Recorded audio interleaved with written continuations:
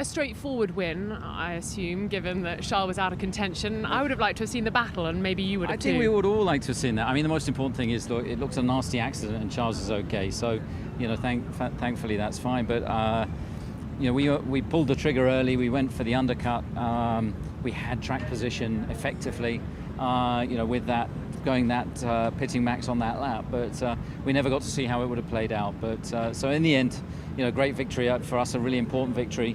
Just unlucky with Checo with the virtual safety car not to get him on the podium as well. I was surprised that Max couldn't make that move early on. We were sort of wondering whether he was holding back on purpose, playing a bit of cat and mouse. Was that all part of the strategy? There was no real cat and mouse. I mean, you could see Ferrari were very quick off turn 6, so we were struggling to get close enough to make that DRS actually, effective and make the pass. But as the fuel load was coming off, it would have been interesting to see how that would have played out, especially as well on the hard tyre. But we've got track position by then, so I think we were very quick in sector 2 today.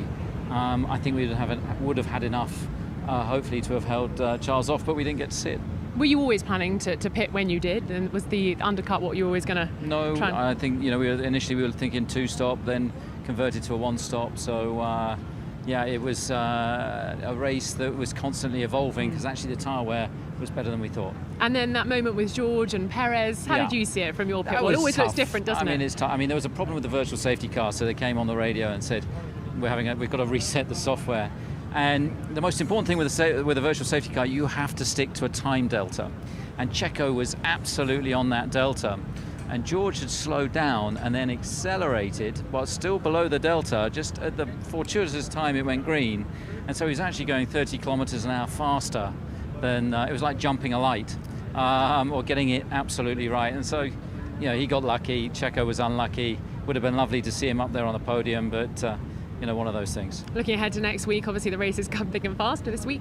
What are you rating your chances as being in Hungary? Again, I think it's going to be very tight. I think that type of circuit, a bit like Monaco without the barriers, again, we're expecting Ferrari, particularly on a single lap there, to be very competitive, and overtaking is even harder there. So, it's important for us to sort of round off this part of the season competitively.